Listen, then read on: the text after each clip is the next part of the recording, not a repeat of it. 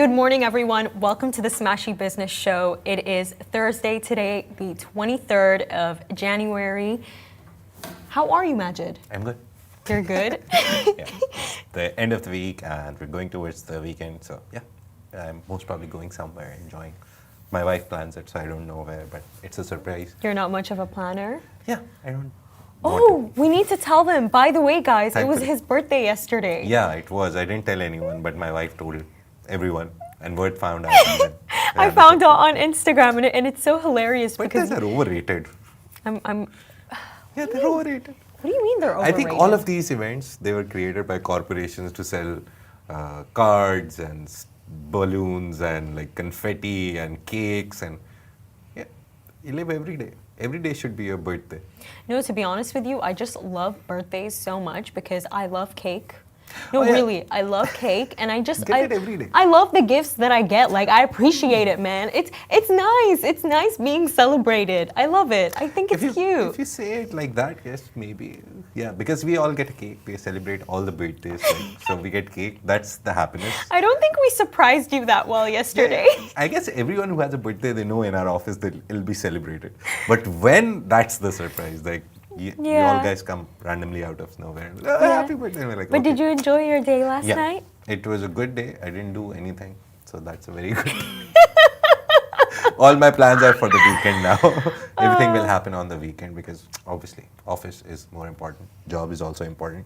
Of course. Weekend is good. And just getting to our topics for today, this one is an extremely big one. So the UAE Minister of Economy, Abdullah Al-Marri, actually went on to say in the Davos conference that the UAE is not going to implement income tax anytime soon. Now, him saying, the statement in itself, them not implementing it anytime soon, it does hint at the fact that it is coming. It is coming at some point. No, that's the way that I see it. I think that it's coming at some point, but not now. It was just lost in translation, to be honest.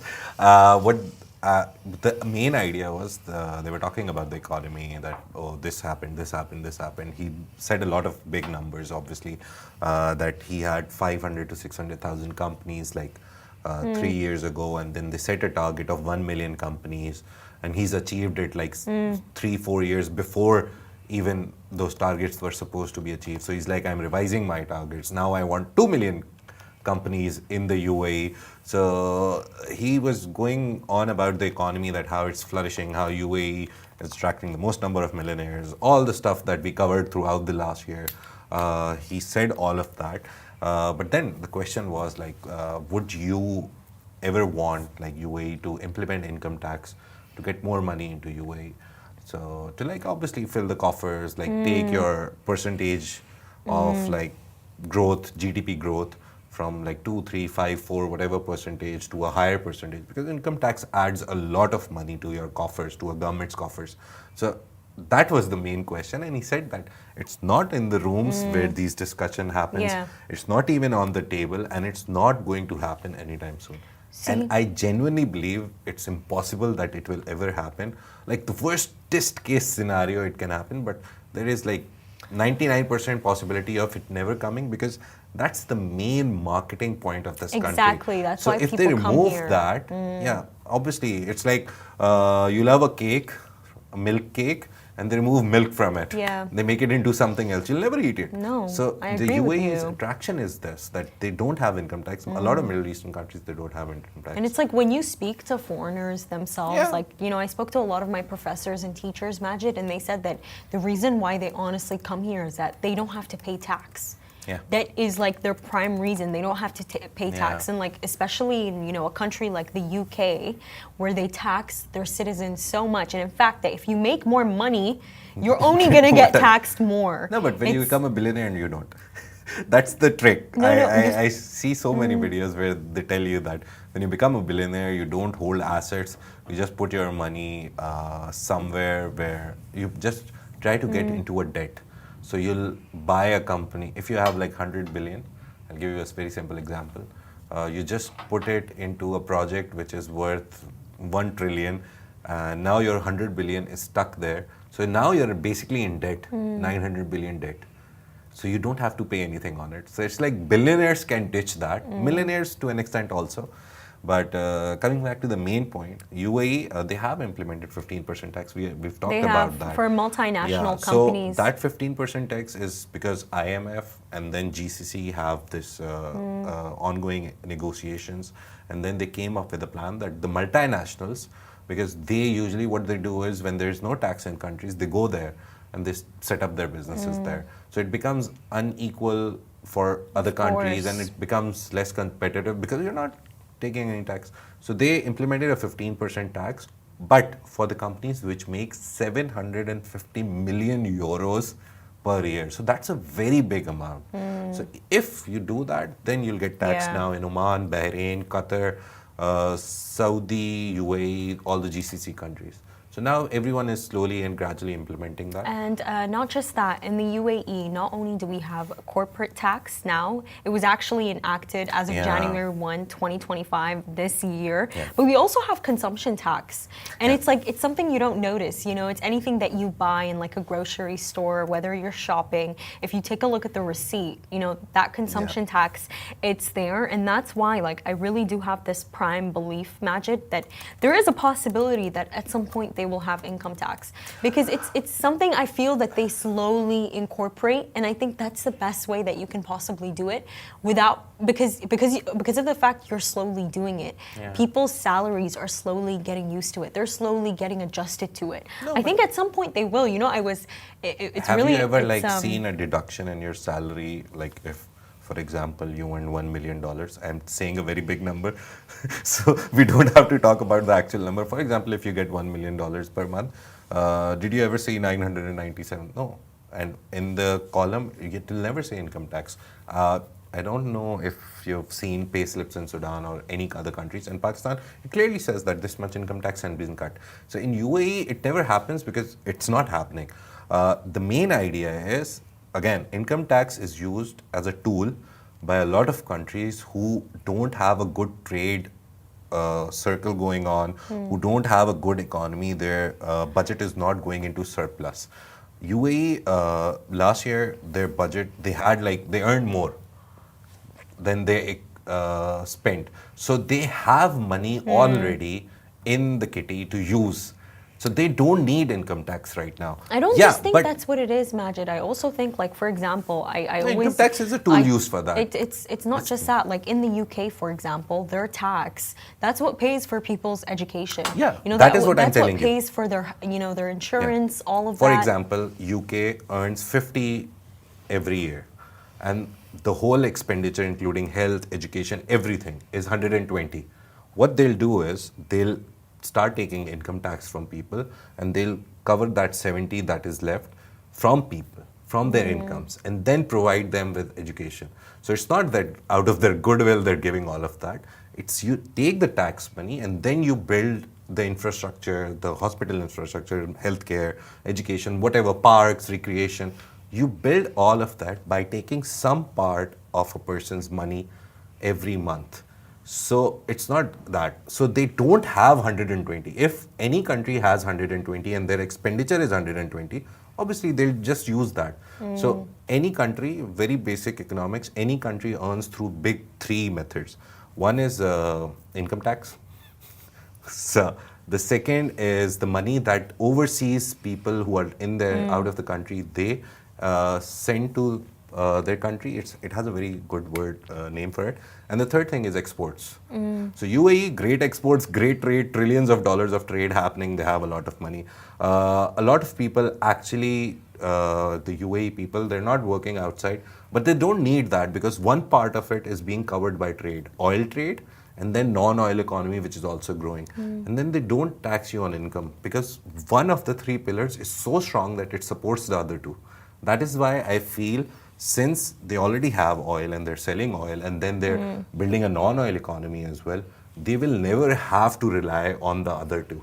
And the good thing is UAE dirham is always pegged to the dollar. The Saudi riyal is pegged to the dollar. So even because of that, there's no inflation happening because usually, you see, we talked about Syria, 14,000 pounds, Syrian pounds for $1, 25,000 pounds for $1. Because of that, a lot of countries, they become like, they go into debt. But you know, these Majid, countries are pegged with the dollar. but They'll you know always what's stay the so, same. What's so interesting is that actually in 2018, Saudi Arabia and the UAE were the first countries in the Gulf to actually implement like consumer tax. Yeah, it's consumer tax. It's really interesting to me that they were the first to do it. And I remember even at that time, it was so surprising to me because I remember cinema what year? tickets. 2018. You know, I remember at that time, Majid, like cinema tickets before it was actually implemented, they were just 37 dirhams. I remember it. And then out of nowhere, a normal standard ticket became 40. Yeah. And then that's like when we all started noticing it. But I think they implemented it in such a way that, you know, I think it was so successful because you're not taking too much out of people. Yeah. And what's even better than that is, you know, we discussed this before, you know, when people are visiting the UAE, you know, if you're coming from another country, you're coming and it's a holiday, you can get your tax back. That consumption tax that is going into VAT. you can get it back. Tax, you can get it back planet free when you're at the airport, and that's something so beautiful that they implemented. And other VAT countries did not. The UK did not, by the way. They did not. They did not. Like, you don't get whatever consumption tax that you're spending there. You're not capable of actually getting it back. See, in UAE you have taxes. You and me know we have 5% VAT, which is fixed value-added tax. I would pay it. Everyone pays it who lives here, because we know that whatever we get is being value-added. The name itself says it. You pay it on your grocery. You pay it on all the products that you buy, and the main idea here is that they're talking about income tax, but yeah, if you talk about other taxes, we do have taxes. It's not, it's in the form of service fee, it's in the form of digitalization fee. For example, if you go for your visa process, you have different visas. You never went, like, you only went for medical, right? When you got your visa. So I've been through the whole visa process myself. So I saw that there is a digital literacy fee. It's called digital literacy. So if they move a system from manual to digital, they'll charge you a 5 dirham, 10 dirham fee for it, because now they have to support the digital system. The good thing is, a tax is meant to be given back to you in some form. But you get, in UAE, you get all of it. If you are giving digital something, that tax, when you're going for a medical or anything, you are actually getting your process made quicker because of digitalization. You just go scan your passport or maybe whatever the document is, and everything that could have been like writing a form and filling it or typing it out, it becomes so easy. So whatever tax they take, they actually use it somewhere. That is the problem with taxing in underdeveloped or corrupt countries. They take the tax, but the tax is supposed to build parks, hospitals, education. They don't use don't it for build that. it. So the good thing is, even if in these countries you're being taxed, at the end of the day you realize that, yeah, I'm getting some value out of my tax. And then there's the thing that you were talking about, it's on e-commerce But now. you know, so VAT is already there. yeah. If you're coming as a tourist, you can get your money back very easily. You'll go to the tax-free planet. It's on airports, it's on a lot of places. It's so but mainly useful, and it's really easy. I used to do but the now, forms even for if you people. shop for more than $200 when you're in UAE, for example, you come here for 1 week and you spend on groceries and all that, but you buy it from Noon and all these places, you can get money back on those as well. No, but I just remembered something e-commerce actually. sites. So for foreigners, you know, if you're somebody who's just here on holiday, if you want to get your consumption tax back, you can only actually get it back if your receipt is over 250 dirhams. I just remembered that. But you know what? This like gets me on the topic of Majid. You know that according to the Dubai Department of Economy and Tourism, in 2024 there was actually over 16 million visitors and tourists in the UAE. And they paid a lot of tax. It's it's crazy. Over 16 million people visited the country. And I remember, like, you know, last year when I was still working at the mall, you know that on like normal weekdays, it would be like Monday, Tuesday, Wednesday, Thursday. Majid, the amount of people that I would see in the mall, like I would see like you know what I would see? It would be really entertaining to see. You'd see like a group of German people with their German tour guide screaming. They have a flag and everything. And then you have like a group of Chinese people with their what's it called? With with their Chinese tour guide, and they're all over the mall. Yeah. And let me tell you, it was not just January, it was not just February, Yeah. it was not like, it was every single part of the year, Q1, Q2, and Yeah. Q3, and Q4. The entire year was just the buzz in the mall, like, I even started hating the mall. Because of the It's amount always of so people that crowded. were there. And even like it actually changed me as a person.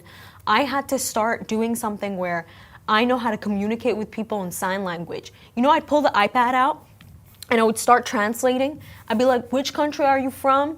And then like I'd put it and then we try to communicate through that way so that I could help them out. But it's insane to see like, the topic of tax and, remembering the planet free forms. So many people visited the country, and honestly, I'm so interested to see how many more are going to. And right now, if you notice, the roads are so crowded because everybody came back for school. It's just, it's crazy. It's crazy. See, it's the peak season. It's not just here. You go to any country in the world which is a tourist destination. Yeah. This happens. Like you go to Turkey, Istanbul, Istiklal Street in their peak period after like around June till December. You won't find like any silent time. Even at 3 a.m. in the night, there'll be people on the streets. So it's like that. The good thing that good countries like UAE and also Turkey, to be honest, I love Turkey for this. They have such a nice system in place for all the crowd. You can bring in like double or triple the crowd. They'll always have a system to manage it because they know that tourism is one big part of the economy. So they always have like proactive approaches, systems in place. So that's the good part. No, just recently I read something also about Saudi Arabia, about Riyadh's airport and how for the entire year, I believe, they didn't experience any delays in flights whatsoever.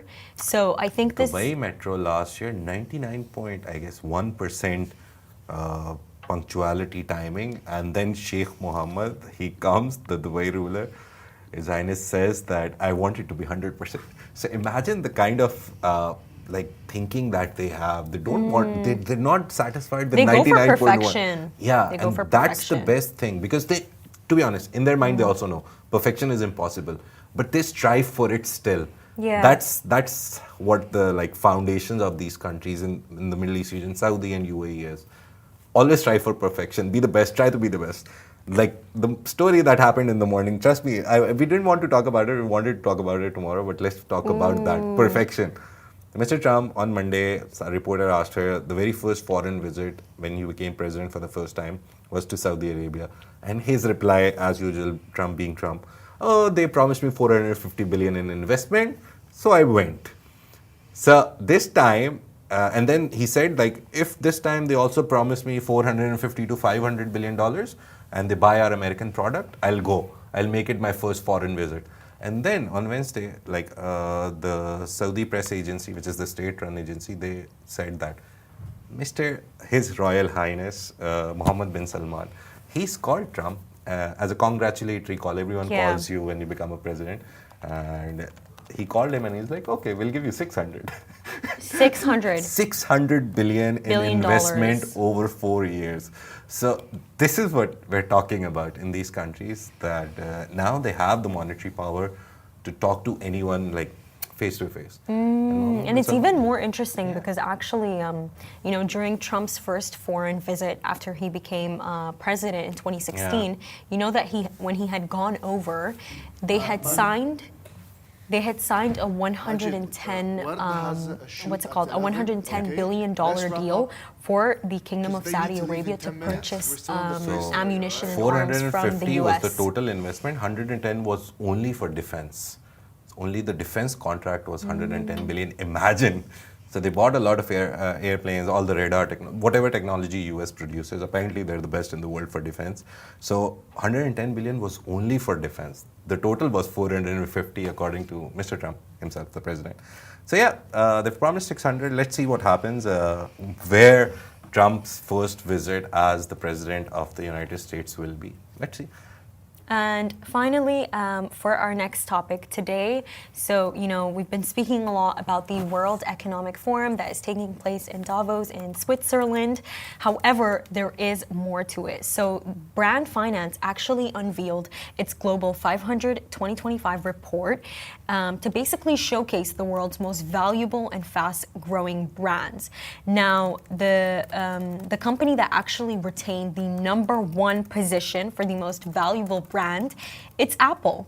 And they're actually valued at $574.5 billion, followed by Microsoft, who's at $461.1 billion, and Google, which is at $413 billion. Now, this is interesting to see that Apple retained the #1 position because I was watching this video of Mohammed Al-Abbar, the founder and CEO of Ammar Properties. And you know what he said? He said that per year, I only have 15 clients. I only take in 15 clients. However, you have to go and see, other companies like they take more. Yeah. They take absolutely more clients. And I think, with companies like Apple, this is the success that we're seeing with them because it's booming, to be honest with you. Every single year, a new Apple phone comes out, and the hype never dies. And Majid, it's like I've seen it from the first phone, from like iPhone, I believe was it iPhone 5? I don't remember. But I've seen 3 and 2 as well. No way. I'm older than you. I've seen the start of Apple. I have a friend who actually recently bought the iPhone 5 for 150 dirhams. She bought it so she can take like aesthetic photos. And it takes really good photos, Majid. It was for Coldplay. She bought it so she could take really nice photos. But that's beside the point. Apple is doing great. But even more than that, UAE companies are doing absolutely amazing. And the ones that actually, whose names came out on this Brand Finance were Ittisalat and ADNOC. So Ittisalat became the fastest growing brand globally with a brand value exceeding $20 billion, an 8-fold increase year on year. And ADNOC maintained its position as the UAE's most valuable brand at $18.9 billion, marking a 25% increase from 2024. And finally, Emirates Airlines saw a 26.5% rise in its brand value to reach $8 billion. And this is so beautiful to see, especially after the Abbar video that I saw. I just remembered it. He said that I have like 15 clients, but you should go and see how many clients Emirates Airlines has. He mentioned them and he said that they're doing absolutely great. Seeing this, it makes me so happy, Majid, because the UAE, it's standing out. It's standing out in every single sector. And the interesting thing is, this happened at Davos again. Everything is happening in Davos in the last few days. Today is the second last day, tomorrow is the last day. So we'll keep you updating on whatever comes out of it. We're trying to cover as much as possible. The main thing is, in the UAE pavilion, they have country pavilions there. So in the UAE pavilion, this report was published by Brand Finance, and the report is called Global 500. So Global 500, obviously Apple was on the top, and then in the 500, they had these big 3 companies that Word told you about. And ADNOC and Emirates. And ADNOC, obviously, we know they're like Abu Dhabi state company into oil and gas. And now, you remember you and did we a spoke story. about how they diversified, and what they're trying to do is, they're opening more stores. They're opening more stores for ADNOC so they can have a different revenue stream. And so they're this going comes into service stations. They're literally going into anything to which is remotely related to oil and gas, even the stores, the real estate for stores and everything. So obviously they're big brands, and it's good that they're amongst the top 500. The most important thing, again, what I told you, fastest growing brand in the world was named as Aeon, and we recently saw their campaigns putting 5 global superstars in just one ad. Lewis Hamilton, Jason Statham, Shah Rukh Khan, Bollywood king. There was Megan Fox, and then there was another person, I forgot the name. And there's actually she was an Emirati influencer or some influencer in the UAE. So they put like 5 top people in just one ad. It's usually very difficult to hire you in one big brand, like a big person. Oh, is it the one on on Sheikh Zayed Road. Yeah. And then you have that actor from Fast and Furious. You have Megan Fox. Megan Fox, Shah Jason Rukh Khan. Statham. Oh my Shah Rukh God. Khan, yeah. Imagine, I see that Imagine. ad all the time. It's right in my face. And whenever I look at it, I'm like, how'd they do that? No, How'd the they video pull is it out? even great. I saw the video. They have like, all of them don't Yeah. come together in this scene. It's like 5 different locations and 5 different things that they're doing. But again, it shows you that how much E&D is making. Yeah. But they're spending as well to keep their marketplace. But what's even more interesting about all of this is that the United Arab Emirates government actually owns 60% of Etisalat. Yeah, That's it's a and state-owned 40 company, and 40% of 40% of Etisalat's stakes are actually publicly traded. Yeah. But even more than that, that ADNOC even, Etisalat. it's owned by Abu Dhabi, so Yeah. obviously state-run companies Of always do course, good but it's anywhere like, in the country. Majid, even with Etisalat, they actually have over 155 million subscribers worldwide, Yeah. and they're actually stationed across 16 countries in the Middle East, in Africa, in Asia. So, when I see something like this, I'm not just taking a look at it and thinking to myself, Etisalat is doing great. I'm thinking of it in the sense of the United Arab Emirates government is doing Yeah. great. Etisalat- They're really spreading their sphere of influence. Yeah. The funny thing is, I saw their infrastructure director, like the Yeah. head of infrastructure. Basically, they have a lot of infrastructure that they have to put in place for all the services that you get. So he was talking about how much revenue Etisalat makes overall, but the infrastructure department makes the most revenue. And I was like, okay. Never got into the research, or I never went deep into it. But he was like, we make the most money because actually the core of the business is putting everything in place. 4 minutes. Wow. And then obviously on the basis of that infrastructure, you get 5G services, wireless services, this and that. I was like, okay, great, great to hear that. So this is the story. And finally, yeah. for our last story of the day, President Donald Trump. We can finally call him president, not president-elect, but President Donald Trump has announced the launch of Stargate, a $500 billion AI infrastructure project in partnership with SoftBank, Oracle, and OpenAI. Now, the UAE's MGX tech fund has joined as a financial investor alongside ARM, Microsoft, NVIDIA, and others as technology partners. Now, the initial investment that they actually put into it was $100 billion, but now they're actually going to scale it up to $500 billion, which is going to be scaled over 4 years. Yeah. The main idea is Mr. Trump is trying to do whatever he can to tell people that, oh, I'm bringing so much money into the country. And apparently 100,000 jobs, that's like one of the promises that he made during his election campaign, that I'll create jobs. The good thing about Trump that I have seen in the last like 3 days since he's become president, he's promised a lot, and he's brought money actually in the US. This 100 billion by SoftBank, Oracle, OpenAI, and then MGX being a part of it.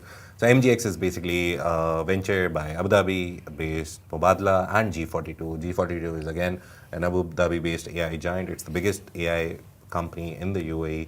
Mubadala is 330 billion. We talked about it. It's like the third largest sovereign wealth fund in the UAE, in Abu Dhabi, basically. So these two came together to make MGX, and MGX's main idea is to invest. They don't do anything apart from investing money. So it's nearly $100 billion fund itself. So they, Mubadala and G42 put 100 billion together, and they're like, we'll invest in AI. So they've invested in a lot of stuff, XAI, OpenAI. The funny thing about this story is I just saw it. I was on Twitter, and Elon Musk apparently replied to one of the tweets, and he's like, OpenAI doesn't have that kind of money. I was like, okay, Musk, why do you have a problem with it? He recently had such a big achievement. Basically, this rocket that they sent out, Yeah. it came back down, and it came back down perfectly when I was watching the video. It was the second time they caught it. It's crazy. But Majid, even more than that, I feel like we're constantly, telling people about the funds that are, coming out of the Middle East, coming out of the Gulf region, and going into America. But we don't often really speak about, the Middle Eastern entrepreneurs that actually live in America and the difference that they're making there. Yeah. I heard of this really inspiring story, and basically, this Lebanese entrepreneur, American entrepreneur, Tariq Mansour, he's the CEO of this company called Kalshi. And basically what it is that it's the largest prediction market company in America. And just recently, after the election of Donald Trump, they expanded, and guess what? They're hiring Donald Trump Jr. as the strategy advisor for the company. And it's when I take a look at this entire story, it's so interesting to see that these people get hired. They're so big and they have so much money, but they get hired by Lebanese entrepreneurs like this. So the Middle East, the Gulf region, we're not just making a difference here. The money is not just being funneled out of here, but they're also making a difference anywhere that they go. And that's just our positive note for today. This is Smashy Business Show, a Smashy Business production under the Augustus Media Podcast Network. Do make sure to follow our newsletter on Smashy TV, and please make sure to follow all of our channels. Thank you so much for watching, and see you tomorrow for Friday. Bye-bye.